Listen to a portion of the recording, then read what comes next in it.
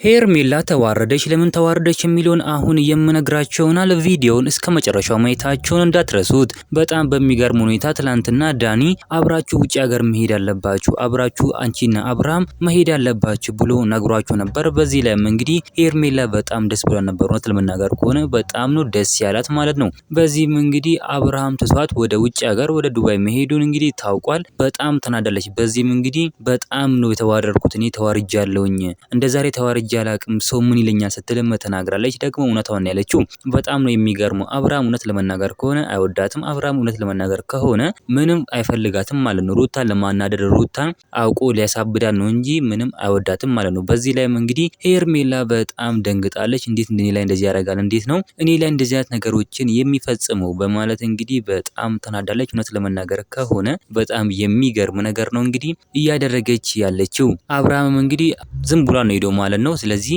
በቃ በጣም ነው የተናደደችው። ሩተኛ እንቁኛ ጀግና ግን ራሷን አስከብራ ቁጭ ቤቷ ትላለች ማለት ነው። ከልጇ ጋር ቁጭ ትላለች። ነገር ግን ሄርሜላ ልጅ ያላት ልጅ እንዳሌለው ሰው ከአብርሃም ጋር አሽሼ ገዳሜ ትላለች። ሩተኛ እንቁኛ ጀግና ግን ልጇን ይዛ አብርሃም ወደ ቤቷ ለማስገባት ትዳሯን ለመሰብሰብ ህይወቷን ለመምራት ትሞክራለች ማለት ነው። ይሄ የሚያሳየው ፍቅር ያለው ሩታ ጋር መሆኑን አፍቃሪ ሩታ መሆኗን ያሳያል ማለት ነው። እውነት ለመናገር ከሆነ ሩተኛ እንቁኛ ጀግና እያላችሁ እናንተም ኮሜንት ላይ መጻፋችሁን እንዳትረሱ። ቪዲዮ ላይክ ቻናሉ ሰብስክራይብ ማድረግ እንዳትረሱ። በሌላ ቪዲዮ እስከምንገናኝ በያላችሁበት የዓለም ዳርቻ ሰላማችሁ ብዝት ይበልልኝ። ደህና ሁኑልኝ።